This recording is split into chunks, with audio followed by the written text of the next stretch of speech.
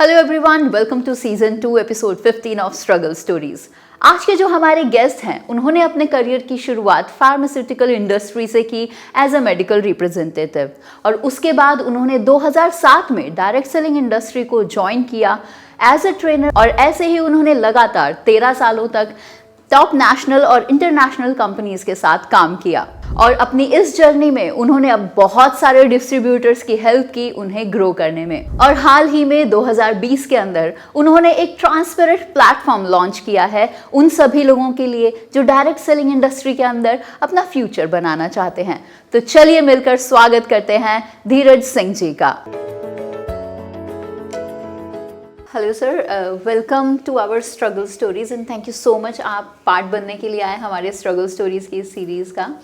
अभी तक हम जितना भी आपके बारे में जान पाए हैं उससे ये तो साफ है कि आपने अपनी जर्नी के अंदर बहुत कुछ फेस किया है। तो हम चाहेंगे कि धीरे धीरे कुछ क्वेश्चंस के थ्रू आप अपने एक्सपीरियंस को हमारी ऑडियंस के साथ भी शेयर करें। तो मेरा सबसे पहला सवाल तो आपसे यही है कि आपने फार्मास्यूटिकल इंडस्ट्री से स्टार्ट किया, उसके बाद आप डायरेक्ट सेलिंग के अंदर किस वजह से, उसके पीछे रीज़न क्या रहा? Thank you so much. First of all मैं आप सबको, आपकी पूरी टिग्नोटी की पूरी टीम को मैं धन्यवाद देना चाहूँगा कि आपने मुझे अपने शो में आज बुलाया है और इसका मैं पार्ट बन पाया हूँ।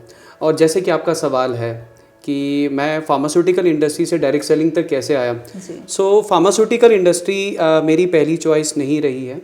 तो मैं अपना थोड़ा सा बैकग्राउंड और बचपन के बारे में बताना चाहूँगा। आई बिलोंग्स टू आर्मी बैकग्राउंड। मेरे पिताजी आर्मी में थे और मैं एक पूरे कैंट एरिया में, जो कहते हैं ना, परवरिश हुई है। एक ऐसा बच्चा जो शुरुआत से जिसके दो ही ड्रीम थे, या तो फौज में जाए या क्रिकेट खेले, है ना। दो ही चीज़ें मुझे बहुत पसंद थी और जैसे जैसे आगे बढ़ता चला गया जीवन में यही दो चीज़ें करने की चाहत थी। लेकिन जैसे ग्रेजुएशन और स्कूलिंग मेरी ख़त्म हुई तो मैं बहुत ज़्यादा स्टूडियस नहीं था। मैं, to be very frank with you, मैं पढ़ाई लिखाई में बहुत ज़्यादा अच्छा नहीं था, तो उतने स्कोर्स में नहीं कर पाया और मैं दोनों ही जो चीज़ें अपने जीवन में करना चाहता था उन दोनों में ही फेल हो गया। ना मैं आर्मी में हूँ आज के समय पे और ना ही मैं क्रिकेटर बन पाया। तो एक समय जीवन में ऐसा आ गया कि जब ये सोचना पड़ा कि अब किया क्या जाए, बिकॉज इन दोनों के लिए मैं ट्रेंड था बिकॉज आप जानते हैं कि आर्मी बैकग्राउंड से अगर कोई बच्चा हो तो उसने सारे जीवन भर दो ही चीज़ें देखी होंगी, एक फ़ौजियों की दौड़ और उनकी बातें घर पे, और दूसरा जब सारे दिन आप क्रिकेट खेलते हो तो आपने सचिन तेंदुलकर के अलावा और कोई नाम ही नहीं सुना होगा। नहीं। तो जब ग्रेजुएशन हुई और स्कूलिंग मेरी ख़त्म हुई तो आप मानेंगे नहीं, आज मैं जिस मर्जी मुकाम पे हूँ, लेकिन उस समय ये कहा गया मेरे परिवार को, मेरे पिताजी को, कि आपका बच्चा इस जीवन में कुछ नहीं कर सकता। बिकॉज मेरे हाईएस्ट मार्क्स मेरी सारी स्कूलिंग और सारी ग्रेजुएशन में मिला के 54% was my highest in the 10th class and I did my graduation. मतलब ये मैं बड़े प्राउड के साथ कह रहा हूँ कि मैंने 3 साल की डिग्री 4 साल में ख़त्म की थी। और आई वॉज रिजेक्टेड, क्या कहते हैं ना, हर तरीके से कि ये कुछ नहीं कर सकता। And I belong to a family जहाँ पे मेरा छोटा भाई ही इज़, मतलब मैं आज आप सबके सामने कह रहा हूँ कि ही इज़ मेंटली चैलेंज्ड। तो बहुत सारी परेशानियाँ थी घर पे, पिताजी फ़ौज में थे, भाई मेंटली चैलेंज था और मैं बहुत अच्छा पढ़ाई में नहीं था। तो सडनली फिर अब क्या किया जाए, जीवन में कुछ तो करना था। तो हमने फर्स्ट जॉब मैंने जो अपनी ज्वाइन करी वो as a call centre executive in Airtel में उस समय मैंने शुरू किया। आई थिंक 2001 की बात है। 2001 में मैं कॉल सेंटर में मैंने ज्वाइन किया चंडीगढ़ में। 6 महीने जॉब करी और उसके बाद मुझे ये बोला गया कि इससे तो शायद आप अपना परिवार नहीं चला पाओगे और जीवन में क्या कर पाओगे। So one of my friend told me, why don't you join pharmaceutical industry, because यहाँ पे आप अच्छा अपना करियर बना सकते हो।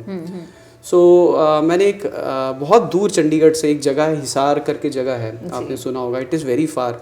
और मेरे पिताजी जब चंडीगढ़ से मूव हो गए थे जेन में, बिकॉज आई बिलोंग्स टू जेन के, मैं जम्मू से हूँ, माता वैष्णो देवी के चरणों में हम लोग रहते हैं, तो उनका आशीर्वाद था। तो पिताजी जब चले गए तो मेरे पास एक सिर्फ स्कूटर होता था, NV वेस्पा, चंडीगढ़ में बहुत यूज़ होता है, तो कॉलेज टाइम पे उसी में जाता था। तो मुझे जो जॉब मिली फार्मास्यूटिकल इंडस्ट्री में वो मिली, आई थिंक 250-300 किलोमीटर है चंडीगढ़ टू हिसार, वो हिसार में मिली। And I didn't know anybody in Hisar.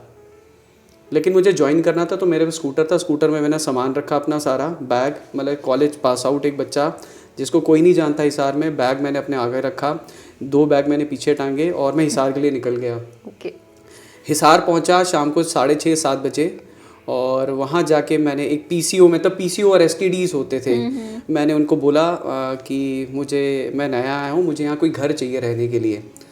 तो उन्होंने मुझे एक पीजी रेफ़र किया, मैं वहाँ पीजी में रहना शुरू किया और मैंने जॉब करी वहाँ पे 5-6 महीने। Then I got a opportunity to work with Cipla, मतलब it's a very big pharmaceutical company, and in my home town मैं जम्मू वापस आ गया और पेरेंट्स के साथ रहने लगा।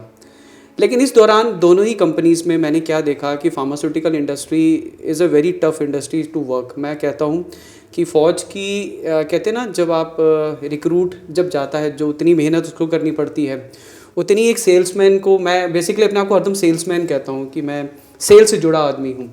और जो इंसान कुछ बेच नहीं सकता वो कुछ कर नहीं सकता है। अगर आपको अपने जीवन में सक्सेसफुल होना है तो आपको आज नहीं तो कल बेचना सीखना पड़ेगा, चाहे अपनी बातों को बेचना हो, चाहे अपने विचारों को बेचना हो, चाहे कोई फिजिकल प्रोडक्ट बेचना हो, ये तो आपको सीखना ही पड़ेगा। तो आपकी सेलिंग स्किल्स बहुत अच्छी होनी चाहिए। बिल्कुल। सो फार्मास्यूटिकल इंडस्ट्री ने मुझे वो अपॉर्चुनिटी दी और मैं वहाँ पे ये कहता हूँ ना, अपने अंदर एक कला को पैदा कर पाया जिसको कहते हैं बेचने की कला, अपने आप को सामने रखने की कला। और पढ़ने की अपॉर्चुनिटी दी। पढ़ने की इसलिए अपॉर्चुनिटी दी क्योंकि बचपन में नहीं पढ़ा, तभी स्कोर अच्छे नहीं आए, लेकिन बाद में ये रियलाइज़ हुआ कि पढ़ाई बहुत ज़रूरी है और वो बाद में करनी पड़ी फार्मास्यूटिकल इंडस्ट्री के दौरान। सो जिन मॉलिक्यूल्स, जिन सेल्स, जिन बॉडी के ऑर्गन से मैं घबराता था, डरता था पढ़ने के लिए, फिजिक्स और केमिस्ट्री से, वो फार्मास्यूटिकल इंडस्ट्री में मेरे लिए वो एक मजबूरी बन गई कि बेटा पढ़ेगा नहीं, इनको अंडरस्टैंड नहीं करेगा तो डॉक्टर से बात नहीं कर पाएगा, तो मुझे पढ़ना पड़ा। सो सेलिंग स्किल्स एंड जो कंटेंट है दोनों मेरा वहाँ पे प्रिपेयर हुआ। While working for pharmaceutical industry मुझे ट्रेनर का प्रोफाइल बहुत अच्छा लगा। मैंने कहा ये नौकरी सही है, मैं क्या थैला लेके दवाइयाँ बेचता रहता हूँ, ये बंदे की नौकरी ज़्यादा बढ़िया, टाई पहनता आता है, स्टेज पे सब कुछ समझाता है, मस्त है, ये यही करना है मुझे। मतलब एक ड्रीम पैदा हो गया कि ट्रेनर बनना है अब। और तो कहते हैं जब दिल से आप कुछ चाहते हो तो भगवान अपने आप रास्ते वो खोल देता है, और वैसे ही हुआ। मैं 3-4 साल ऐसे कुछ गुजर गए, मैं फार्मास्यूटिकल इंडस्ट्री में मैंने बहुत अच्छा किया और मुझे बहुत अच्छा लगने लगा, मैं पैसे भी कमाने लगा, परिवार वाले भी किसी हद तक, पेरेंट्स भी लगा कि हाँ हमारा बेटा कुछ कर सकता है, महीने का 10-15 हज़ार रुपये कमा रहा है, तो it is good income to have. हाँ, फिर मुझे कॉल आती है एक बड़ी डायरेक्ट सेलिंग कंपनी से और उसमें प्रोफाइल था ट्रेनर का। तो मैंने माता वैष्णो देवी को थैंक यू कहा कि यार फाइनली आपने जो मेरी ड्रीम था उसको पूरा करने के लिए आपने अपॉर्चुनिटी मुझे दी। और इस तरह से मेरा पहला जो होता है ना, जो सपना था नॉट डायरेक्ट सेलिंग, ट्रेनर बनने का। मुझे नहीं पता था डायरेक्ट सेलिंग क्या होती है, मुझे इतना पता था कि मुझे ट्रेनर बनना है और मेरे सामने वो अपॉर्चुनिटी आज सामने आके खड़ी है। मैंने इंटरव्यू दिया and I got selected for that company. It's a very big brand और I had worked for a long time in that company and I have learned a lot in that. Wow, so nice. Actually आपने जहाँ से भी शुरुआत की, सबसे पहले लोग, ज़्यादातर यही होता है कि जो सक्सेसफुल इंसान होता है वो कहीं ना कहीं अपने बैकग्राउंड में फेलियर ही कहलाता है। तो बेसिकली हमें हमारे फेलियर से डरना नहीं चाहिए, बल्कि उनको साथ लेके अपने आप को प्रूव करने का स्पिरिट रखना चाहिए। ये बिल्कुल सही कहा आपने। और ये मैंने कहाँ से सीखा? मैंने अपने पिताजी से सीखा। और उस बैकग्राउंड, आई एम थैंकफुल कि मैं एक फ़ौजी के घर में पैदा हुआ था। क्यों कह रहा हूँ ऐसा? बिकॉज एसएसबी के लिए जब हम लोग प्रिपेयर करते थे अपने आप को, मतलब I did not get selected, but what I have learned कि जब आपको सिलेक्ट किया जाता है तो आपका ये ज़रूर देखा जाता है कि इंसान कितनी बार फेल हुआ है लाइफ में। क्योंकि अगर आप फेल हुए तो आपको उठ के, क्या कहते हैं ना, गिरे हुए को उठ के भागने की शक्ति होती है। उसको पता है कि ये फेलियर सहने के बाद ये लाइफ में इसको पता है कि कैसे इससे जूझना है। और जो इंसान कभी ज़िंदगी में फेल ही नहीं हुआ, जब उसके सामने फेलियर आएगा वो उसके लिए उठना बहुत मुश्किल हो जाता है। तो I am thankful and I would tell people कि अगर आप ज़िंदगी में आज फेल हो रहे हैं, अगर ऐसा कुछ आप काम कर रहे हैं जिसमें आज अभी तक सक्सेसफुल नहीं हो पाए, तो आप सही रास्ते पे चल रहे हैं। बस वो कंसिस्टेंसी और परसिस्टेंसी, ये 2 चीज़ें हैं ना, उसमें बने रहना बहुत इंपॉर्टेंट रहता है। सक्सेस आपको ज़रूर मिलेगी। बिल्कुल, और सक्सेस हमेशा स्ट्रगल के बाद ही मिलती है। और आपका प्रोग्राम भी उसी नाम से, और ये बिल्कुल सही है। जी, thank you so much. Actually हमने नाम यही सोच के लिखा था, हर कोई जहाँ देखो स्ट्रगल के बारे में कोई बात नहीं करता है। हर कोई उसी इंसान को पूछता है जो सक्सेसफुल हो गया है, लेकिन उस सक्सेस के पीछे कितना स्ट्रगल है। हर इंसान स्ट्रगल से डरता है, लेकिन struggle is the part of your success, ये कोई नहीं समझता। Very true. और ये डायरेक्ट सेलिंग में बहुत इंपॉर्टेंट है, जहाँ पे लोग आज लीडर्स बहुत सारी कंपनीज में देखता हूँ वो अपनी बड़ी बड़ी गाड़ियों और मर्सिडीज़ की बातें करते हैं ना, लोग उनको देख के पागल हो जाते हैं, दीवाने हो जाते हैं, उनके जैसा बनना चाहते हैं, लेकिन शायद उसके पीछे की मेहनत कोई नहीं जानता कि उसने कितना स्ट्रगल किया होगा, कितनी मेहनत करी होगी, तब वो गाड़ी वहाँ तक पहुँची है।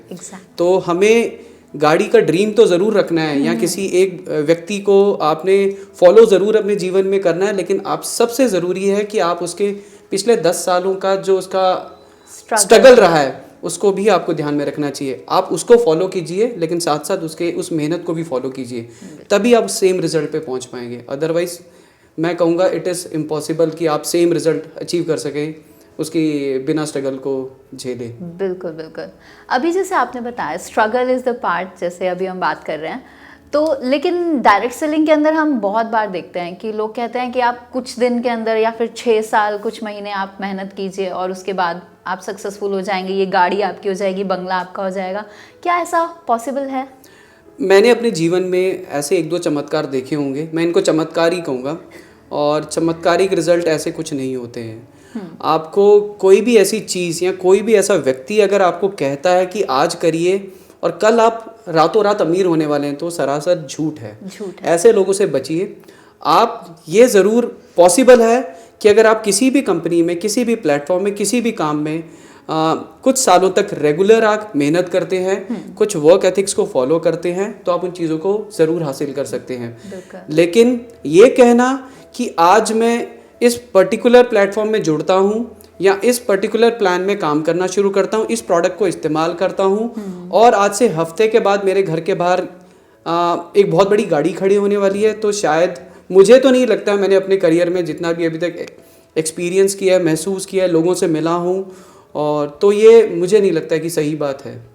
क्योंकि ज़्यादातर लोग तो यही बोल के किसी को प्लान दिखाते हैं या फिर यही बोल के अपनी कंपनी ज्वाइन करवा लेते हैं कि आप आइए और 6 महीने ही तुमको काम करना है और उसके बाद तो गाड़ी बंगला सब तुम्हारा।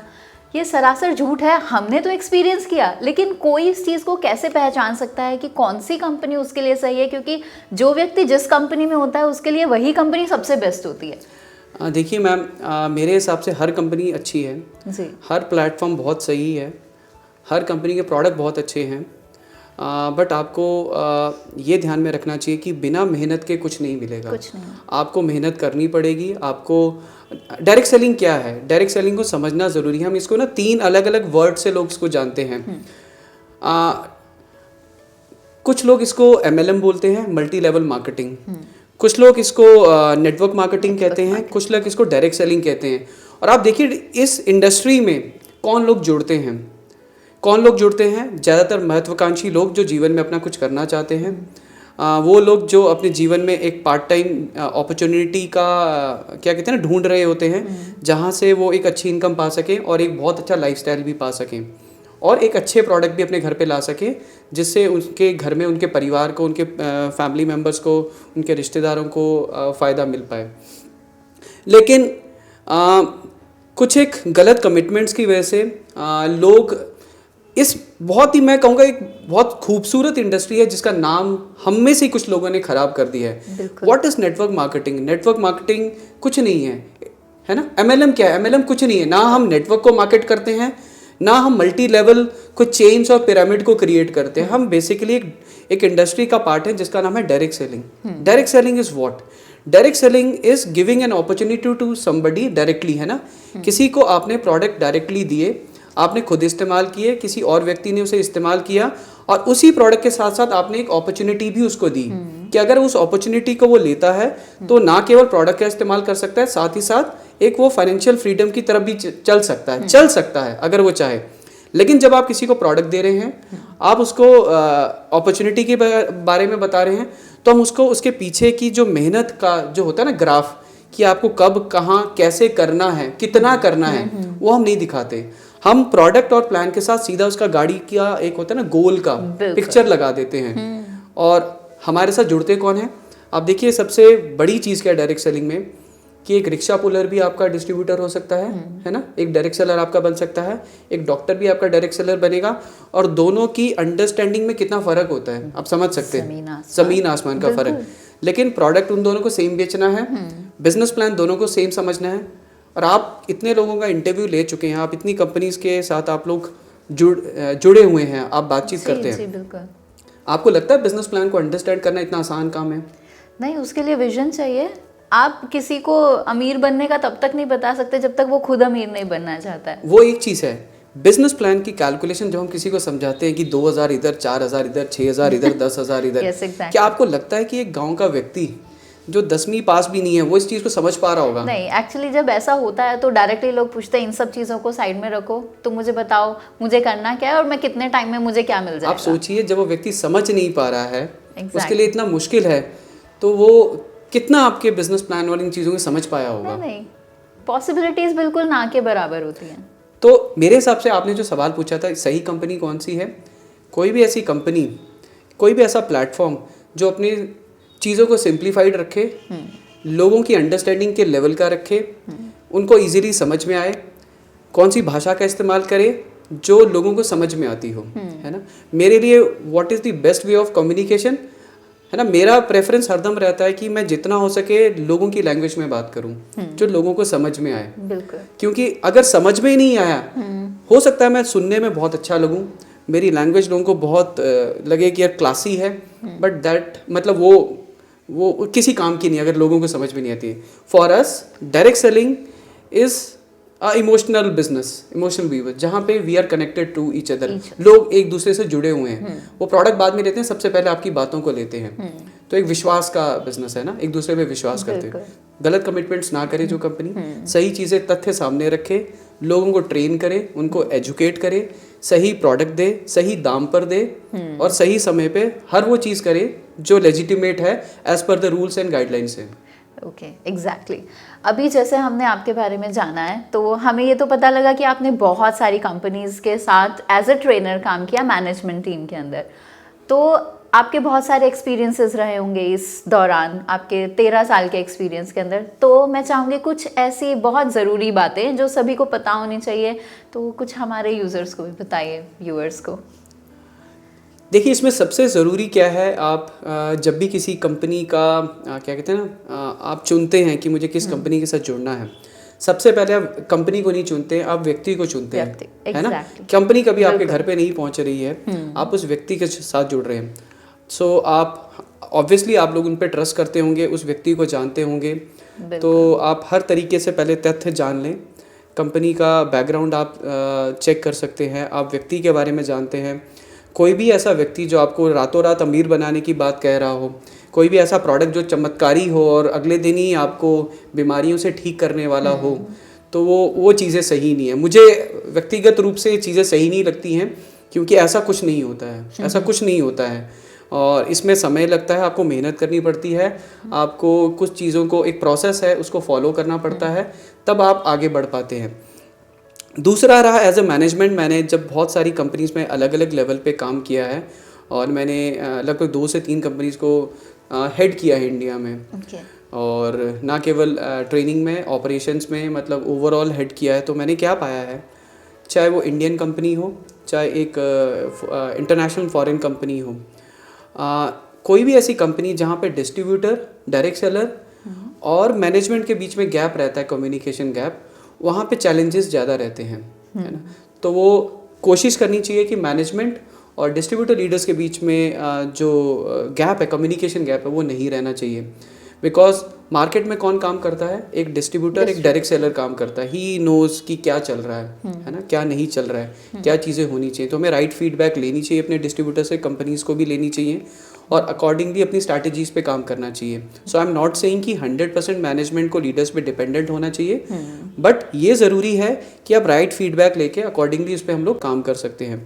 प्रोडक्ट आपके सही होने चाहिए, सही होने चाहिए मतलब आपके product as per the need and demand of the market होना चाहिए। मी टू पे हमें नहीं जाना चाहिए कि पर्टिकुलरली वो कंपनी इस पे बहुत अच्छा कर रही है तो मुझे भी इस पे आना चाहिए। मुझे अपनी इंडस्ट्री को, अपनी कंपनी को अंडरस्टैंड करते हुए प्रोडक्ट को लॉन्च करना चाहिए। प्राइसिंग बहुत इंपॉर्टेंट है। आप इंडिया जैसी मार्केट में जब काम कर रहे हो, मेरा ये मानना है कि हम लोग यूरोप में नहीं हैं, हम लोग हिंदुस्तान में हैं, इंडिया में हैं। तो हमारे इंडिया में लोग प्राइस कॉन्शियस हैं और हमें लोगों की पॉकेट के हिसाब से प्रोडक्ट को लॉन्च करना चाहिए। जो भी प्रोडक्ट हो it should be pocket and friendly, quality पे कॉम्प्रोमाइज़ नहीं होना चाहिए। तो मैंने क्या देखा कि अलग अलग कंपनीज़ में अलग अलग चैलेंजेस रहे हैं, जिनके कारण बिजनेस में भी उनके उतार चढ़ाव रहता है।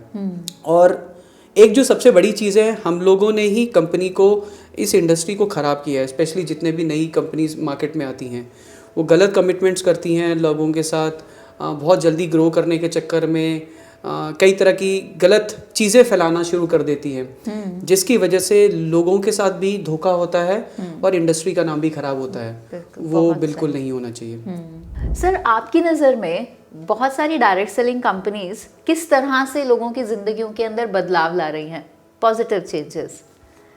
पॉजिटिव चेंजेस ये बहुत इम्पॉर्टेंट है। डायरेक्ट सेलिंग इंडस्ट्री आज भी इंडस्ट्री का जो दर्जा है, मतलब वी आर स्टिल वेटिंग की गाइडलाइंस, और कुछ हम लोगों ने आगे पड़ाव डाले हैं और आगे और भी बहुत कुछ अच्छा और नया होने वाला है इस इंडस्ट्री में। एंड अगर आज भी देखें तो लगभग ड्यूरिंग लॉकडाउन और ड्यूरिंग एनी रिसेशन टाइम, मतलब किसी भी रिसेशन टाइम में भी ये इंडस्ट्री हरदम ग्रो ही करी है। अगर आप देखें 2017-18 में लगभग 11,000 करोड़ की थी, 2018-19 में लगभग 13,500 करोड़ की है, and it is expected to grow further this year.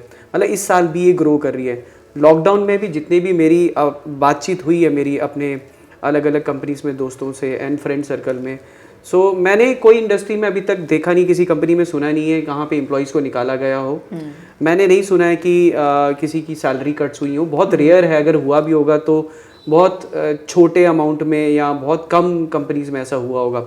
Distributor leaders जो अपना काम कर रहे थे, उनको कहीं पे भी उनकी इनकम में कमी नहीं हुई है। आई हैव सीन कि हर वो कंपनी हिंदुस्तान में ग्रो हुई है during this lockdown period also, corona के टाइम पे, जो अच्छा कर रही थी, अच्छा कर रही हैं और अच्छा आगे भी करेंगी। और ये दर्शाता है कि जब जब बुरा वक्त आता है ना, फाइनेंशियल क्राइसिस आते हैं, एक इंडस्ट्री है जिसमें कभी भी चैलेंजेस नहीं आते हैं, वो डायरेक्ट सेलिंग में ही है। और इसका कारण क्या है कि हम लोगों से जुड़ते हुए लोगों के साथ काम करते हैं। It is not shop selling कि कस्टमर आपके दुकान पे आएगा तब आपने सामान बेचना है।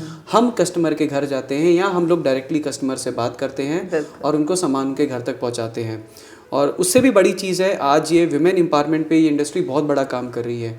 आज देखिए कि कुल जनसंख्या का जितना टोटल लोग आज डायरेक्ट सेलर्स हिंदुस्तान में हैं, उसकी 50% जो डिस्ट्रीब्यूटर्स हैं वो महिलाएं हैं। तो विमेन एम्पावरमेंट पे एक बहुत बड़ा काम कर रही हैं। सेकेंडली, हम ट्रेनिंग एंड एजुकेशन सिस्टम के थ्रू, ये मेरी रिक्वेस्ट है सारी डायरेक्ट सेलिंग कंपनीज से भी जो छोटे लेवल पे भी काम कर रही हैं, आई नो कि बड़े लेवल पे जितनी बड़ी कंपनीज हैं उन सब में एक ट्रेनिंग एजुकेशन सिस्टम है जो लोगों को एम्पावर करता है। और ये बहुत ज़रूरी है कि हर डायरेक्ट सेलिंग में एजुकेशन हो, that not only help them, कि वो उनकी सिर्फ उनके बिजनेस में मदद नहीं करता है, उनकी पर्सनल लाइफ में भी मदद करता है। तो डायरेक्ट सेलिंग कई तरीके से आज लोगों की मदद कर रहा है, ना केवल बिजनेस में, उनकी व्यक्तिगत पारिवारिक जीवन में भी कई तरह के पॉजिटिव चेंजेस लाने में ये हेल्प करता है। बहुत खूबसूरत जवाब दिया। एक्चुअली हम लोग खुद ये चीज़ को बहुत अच्छे से नोटिस कर पाते हैं कि जो लेडीज़ कभी किसी से बात भी ठीक से नहीं कर पाती थी, डायरेक्ट सेलिंग को ज्वाइन करने के बाद उन लोगों के अंदर एक अलग ही कॉन्फिडेंस लेवल होता है। वो उभर के सामने आती हैं, पब्लिक के सामने अच्छे से बात कर पाती हैं। इवन हम लोग बहुत सारी ऐसी लेडीज़ को भी कोशिश करते हैं कि उनसे हम बात करें आगे जाके, जो एक अच्छे मुकाम पे हैं, ताकि वो लोगों के लाइफ में और ज़्यादा पॉजिटिविटी लेकर आ सके, थोड़ा और कॉन्फिडेंस उन लेडीज़ को दे सके जो थोड़ा हिचकिचाती हैं घर से बाहर। बिल्कुल सही बात है। और आई थिंक डायरेक्ट सेलिंग ने, आई एम प्राउड दैट मैं पार्ट हूँ डायरेक्ट सेलिंग का। मतलब मेरे जीवन में बहुत अपॉर्चुनिटीज़ आई कि when I got an opportunity, मुझे मौके मिले कि मैं डायरेक्ट सेलिंग छोड़ के किसी और इंडस्ट्री का पार्ट बनूं। बट आई हैव एवर, मतलब हरदम मैंने ये कहा नहीं, मुझे प्यार है डायरेक्ट सेलिंग से, मैं छोड़ नहीं सकता। हाँ, कुछ लोगों की वजह से डायरेक्ट सेलिंग का नाम खराब होता है, बट मुझे पता है अगर सच्चाई और ईमानदारी के साथ काम करें और लोगों को सही चीज़ सही दाम पर और सच्चाई के साथ दें, तो कोई भी इससे प्यार करने से मैं छूट नहीं सकता। इससे अच्छा क्या हो सकता है कि एक रिक्शा पुलर आज एक गाड़ी का सपना देख सकता है। एक हाउसवाइफ जो अपने घर में 4 लोगों के सामने बोल नहीं सकती थी, आज वो स्टेज पे खड़े होके हज़ारों लोगों का एक कहते हैं ना एक ज़रिया बन गई है जिससे महिलाएं मोटिवेट होती हैं। तो मुझे लगता है अगर हम इसको पॉजिटिव इसकी चीज़ें देखें तो डायरेक्ट सेलिंग एक बहुत ही पॉजिटिव इंडस्ट्री है और आगे भी काफ़ी युवाओं को, महिलाओं को और लोगों को ये आगे बढ़ने में मदद करेगी। बहुत बेहतरीन अपॉर्चुनिटी। एक्चुअली लोग सिर्फ नज़रिए की वजह से थोड़ा पीछे रह जाते हैं और फिर जैसे अभी हमने बात की कि कुछ लोग जो गलत तरीके से इंडस्ट्री को प्रमोट करते हैं उनकी वजह से पीछे रह जाती है। अगला सवाल मेरा इसी से थोड़ा लिंक्ड अप है। अभी हम देखते हैं बहुत सारी डायरेक्ट सेलिंग कंपनीज खुलती हैं, कुछ चलती हैं, कुछ एकदम बंद हो जाती हैं। तो उसके पीछे रीज़न क्या है? क्या वो फ्रॉड करने के लिए ही आई होती है मार्केट के अंदर कि कुछ समय रह के पैसा जुटाया जाए और फिर वहाँ से चला वाइंड अप कर दिया जाए कंपनीज को? क्योंकि जब भी कोई कंपनी से कोई भी व्यक्ति जुड़ता है तो उसके सपने कंपनी से जुड़ जाते हैं। अब जब डायरेक्ट सेलिंग का नाम कोई लेता है तो दुख तो सभी डायरेक्ट सेलर्स को होता है जो इस इंडस्ट्री से जुड़े हुए हैं, जो एथिकली काम करना चाहते हैं इंडस्ट्री के अंदर। लेकिन वहीं कोई सामने से आके बोलता है अरे तुम्हारी डायरेक्ट सेलिंग कंपनी इंडस्ट्री ऐसी है वैसी है, ये कंपनी वैसी, वो कंपनी वैसी। तो मेन रीज़न क्या है ऐसा कुछ होने के पीछे?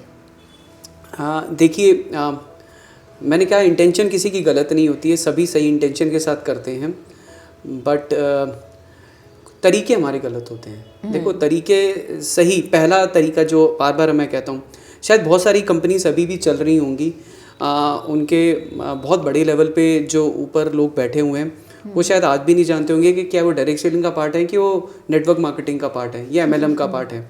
अब ये डुप्लीकेशन बहुत फास्ट होती है। जैसे शब्द मेरे होंगे वैसे शब्द मेरे परिवार के होंगे, है ना।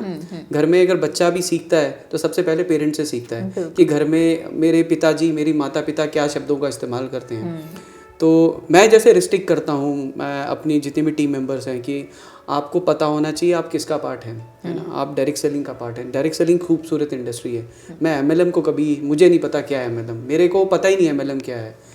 एंड जब लोग स्टार्ट करते हैं शायद सबको बहुत आसान लगता है कि डायरेक्ट सेलिंग को स्टार्ट करने के लिए बहुत इजी है। आपको सिर्फ कुछ लोग चाहिए, चंद लोग चाहिए, पैसा चाहिए और एक बिजनेस प्लान चाहिए, एक सॉफ्टवेयर चाहिए और डायरेक्ट सेलिंग कंपनी आप शुरू कर सकते हैं। मेरे हिसाब से इस सब को शुरू करने से पहले किसी भी व्यक्ति को सबसे पहले कहते हैं ना इसकी फीलिंग्स को अंडरस्टैंड करना चाहिए कि डायरेक्ट सेलिंग है क्या। ये एक ऐसा व्यवसाय है, एक ऐसा काम है जहां आप एक वैल्यू वाला प्रोडक्ट एक अगले व्यक्ति तक पहुंचाते हैं और आप उसको घर पे बैठे काम करने की अपॉर्चुनिटी देते हैं। That's it.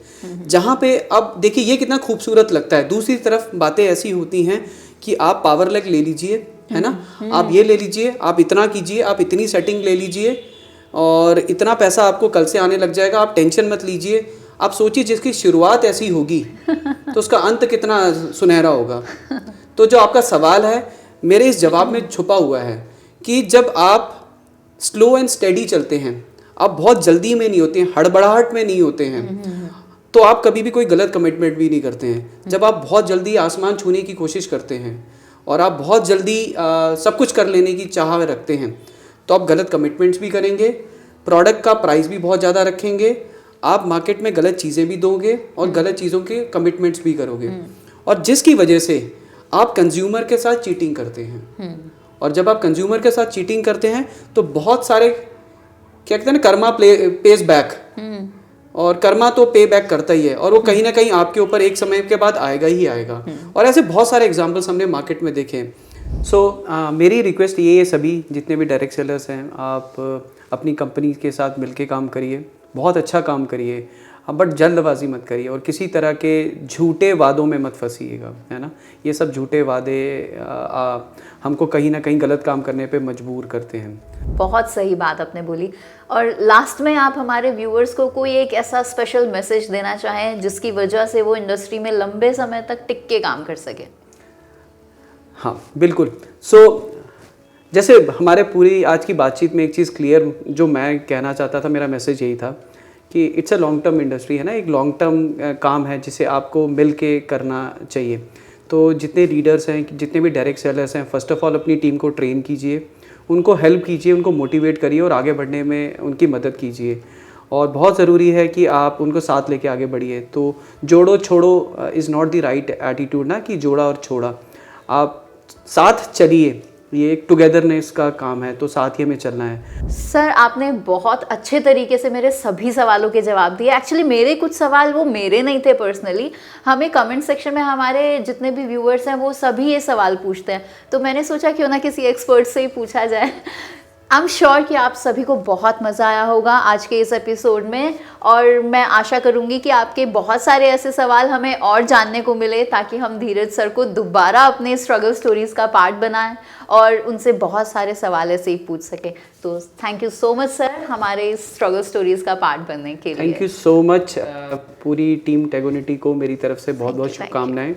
आपने एक बहुत अच्छा ये कहते हैं ना एक सफ़र शुरू किया है, और मैं उम्मीद करता हूं कि आप लोगों के इस चैनल के ज़रिए, इस प्रोग्राम के ज़रिए आप लाखों लोगों तक जो डायरेक्ट सेलिंग के बारे में गलत चीज़ें बोली जाती हैं उन सबको हम मिटा सकें, ख़त्म कर सकें और लोगों तक सही चीज़ें पहुंचा सकें। तो मेरी तरफ से एक बार बहुत बहुत धन्यवाद आपका और सभी व्यूअर्स का, जितने भी डायरेक्ट सेलर्स और जितने भी लीडर्स हैं उन सबको थैंक यू सो मच।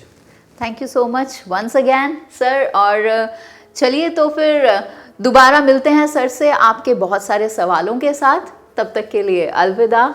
जय हिंद। जय